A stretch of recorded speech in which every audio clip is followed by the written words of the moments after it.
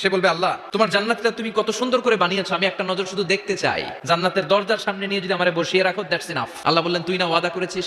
সে বলবে আল্লাহ আমারে হতভাগা বানাইয়া তোমার কি লাভ? সুবহানাল্লাহ পড়ে। আমারে তুমি হতভাগা বানিও না। আল্লাহ বলে ঠিক আছে, আবার সিগনেচার কর যে জান্নাতের দরজার সামনে বসিয়ে দিলে আর কিছু চাবি না। সে সিগনেচার করে বলে আমি চাবো না।